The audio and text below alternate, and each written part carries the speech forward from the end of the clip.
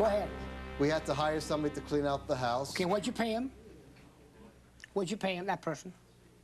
Approximately $300. You got bills? Even you're making me laugh. Are you the judge? Hey, tell me, don't, you know, the one thing about somebody like that, just don't deal with it. You talk to me. Because Okay. I always say this, sometimes if you act like a donkey, a jackass, that's why people ride you. And I'm going to ride him pretty good. He'll submit. Okay. Well, go ahead. Go ahead.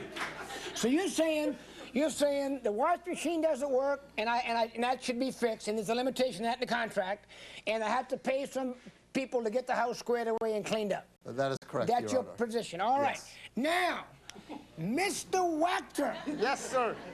tell me about your side of this case, if you have one. I have a case. I bet you. Go ahead. I have over here a letter which he signed on May 17th, releasing me from the escrow money, and he expected the premises. It was fine to him. Can I see that, please, sir? Yes, you may. If I could find it.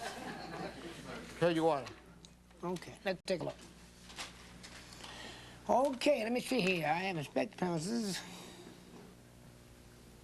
Okay, this is on the date of May 17th, correct? Yes, that's correct, sir. All right, and I want to read it. In the record says, I, meaning the signer of the document, Mr. Resnick, have inspected the premises of 3121 Northton Avenue on the above date, May 17th.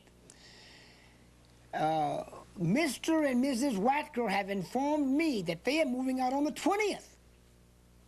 That's 3 days later, correct? That's correct. Well, on the 17th, the house is in the same shape as it was when I observed it for the first time.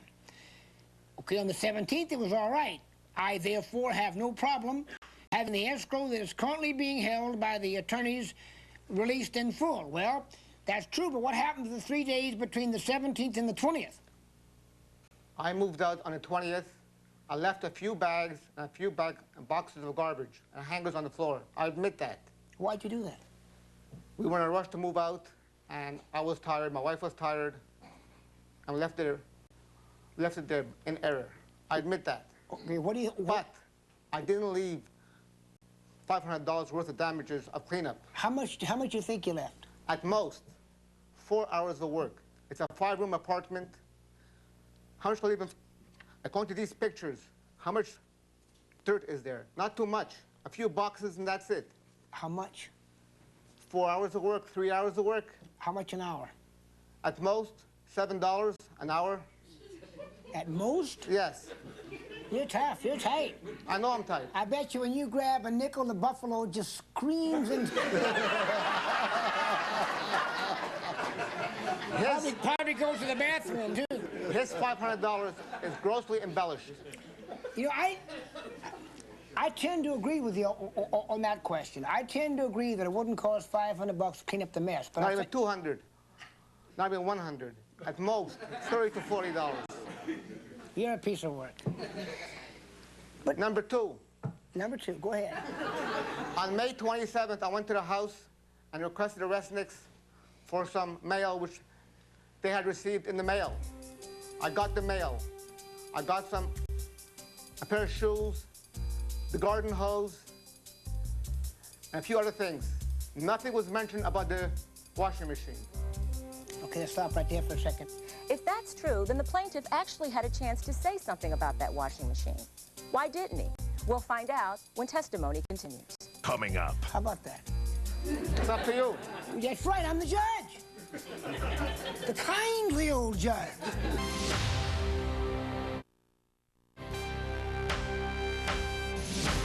Mr. Wachter has represented to me that he came to the home on the 27th or thereabouts. He picked up some stuff that came in the mail, and at that time, you did not mention to him the washing machine. That's what my question. Did you or did you not, sir? I did not at that time. All right. Thank you very much for your candor.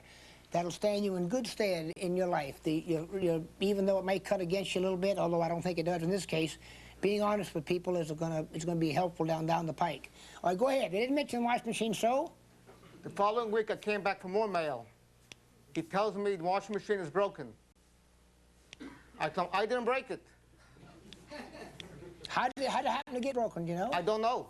Okay. I wasn't there. Let me ask you, Mr. Resnick, tell me the circumstances about, and when your wife, I take it, ma'am, you're Miss Resnick. Okay. When Miss Resnick advised you that the washing machine didn't work, when's the first time you got to see it, you took a look at it? It was the same night when I got home from work.